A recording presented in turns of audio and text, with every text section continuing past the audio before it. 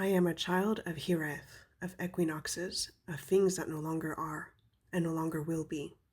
A being floating in space, existing in the folds of transition and transformation. I am a bringer of light in people's lives, coaxing and drawing out their hidden strengths, reminding them of golden times, better times, and clearing away the darkness of apprehension for their futures. But the shadows of parental abuse, years-long attacks on my psyche, betrayal of sacred love, have muted my radiance. I've had to flee from the spiteful, spearing sun, flee from constant wrath and screaming pseudo paragons, and shelter in the quiescent moonbeams of night, in the quiet contemplations behind my bedroom window, observing the moon, bathed in peace and silence. Let their glow heal the burns and suffuse me with duskier effulgence, channeling a softer tranquility into the darkness, a darkness with no screams, no blows. I am a creature dancing in the ephemeral epoch of spring, when nature is reborn, and the luster and life of a world emerges from its cocoon, wresting itself from the deadened grasp of winter, still numb from the cold's all-consuming grasp, when despair at long nights twine with hope for longer days. I dance in the frail fiefdom of fall, when summer sighs and bows down, letting its verdant sheen molt into the colorful array of leaves and burnt dying shades of brown in bark, earth, and hearts.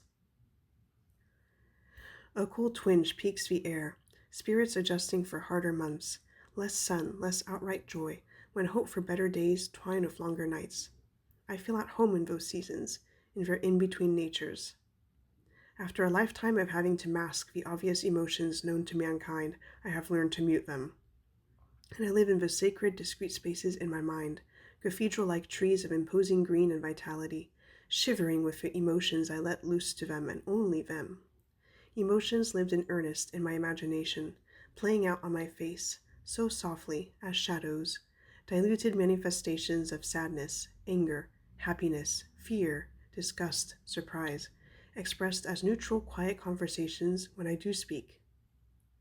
I am a young woman with the yearnings and likes of a little girl, play, joy, exploring, wildly deep in my heart. But I have never felt a connection with fellow people of the same age, for sunlight casting shadows on mine, death on my mind, the irrevocability of time weighing on my existence, whereas others ignore the inevitable entropy coming for their souls and their bodies. I have the musings and insight of an old woman, wisdom, patience, acceptance deep in my heart, but I have never felt a connection with fellow people of that age, for crepuscular cynicism shying away from my moonlight, unwavering optimism on my mind, the unfailing resilience of hope buoying my existence, whereas others didn't know of constant negentropy, swooping in for their souls and their bodies. I am an explorer of places, charted and uncharted in the imagination, sweeping fantasy worlds from old tomes and worlds from my own creations, of geographies that exist now and exist no longer. I am a tree floating without roots, in limbo from the country it was born in, and every country it has tried to lay roots in, a twisted gift called adoption. My identity is a complicated passport with no entries or exits, except for those in my mind. I am homesick always for feelings of belonging and explorations that were denied to me, for my place of birth in Venezuela, for the place I grew up in rural America, but where lies and treachery from adopted parents obscured my life, lies about what happened to my biological parents, lies about who I am. I have hiraeth for a past I will never experience, a past I wish had had unconditional love, warmth, and security. What could have been after the gift of being given life, then abandoned? I am a connoisseur of cherished memories, now spurned, of geographies within that exist now and exist no longer. I am an adventurer yearning to expand the boundaries of my soul, to live and experience all the what-ifs, to compensate for all of the lost what-has-beens.